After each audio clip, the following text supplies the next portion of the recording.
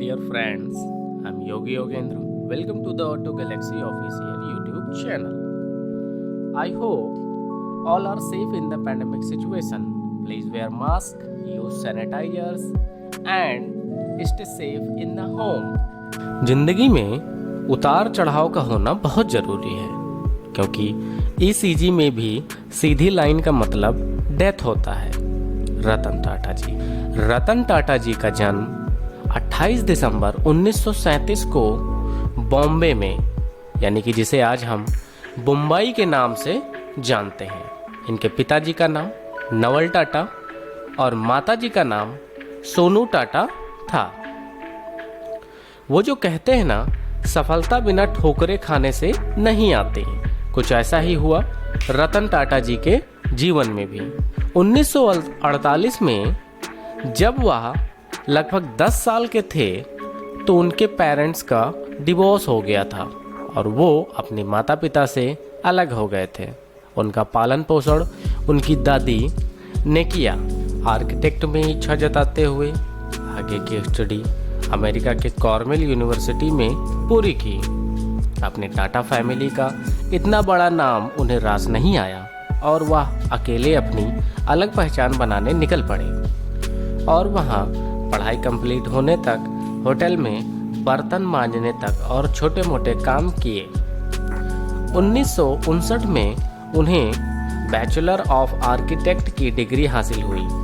1961 से उन्होंने अपना करियर टाटा ग्रुप के टाटा स्टील कंपनी में कुछ साल तक काम किए और 1971 में नेल्को कंपनी, जो टीवी रेडियो बनाने वाली और घाटे में चलने वाली कंपनी की जिम्मेदारी रतन टाटा ने अपने जिम्मे ले लिया। अगले 3 साल में कंपनी के मार्केट शेयर को 2% से 20% तक ले गए और फिर भारत में आई आपातकालीन यानी कि इमरजेंसी के कारण इस कंपनी को बंद करना पड़ा, जो कि रतन टाटा की लाइफ का पहला सबसे बड़ा फेलियर था। और फिर दूसरा फेलियर टाटा एक्सप्रेस मिल के बंद होने से हुआ और फिर 1981 में रतन टाटा को टाटा इंडस्ट्रीज का अध्यक्ष बनाया गया। 1991 में टाटा ग्रुप का चेयरमैन बनाया गया। उसके बाद रतन टाटा ग्रुप और तेजी से बढ़ने लगा।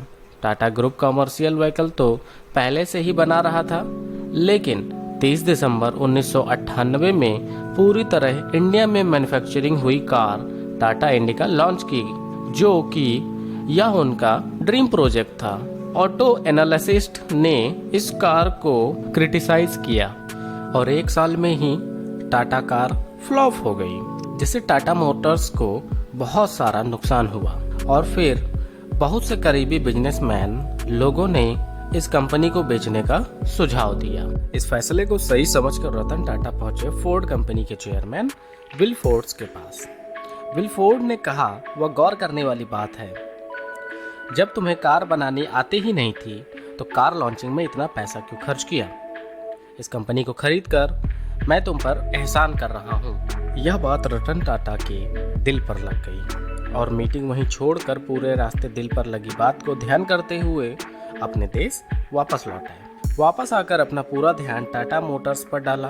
फिर से एक टाटा इंडिका V2 लॉन्च किया और धीरे धीरे बिजनेस आगे बढ़ा और बिजनेस प्रॉफिट की रफ्तार पकड़ लिया।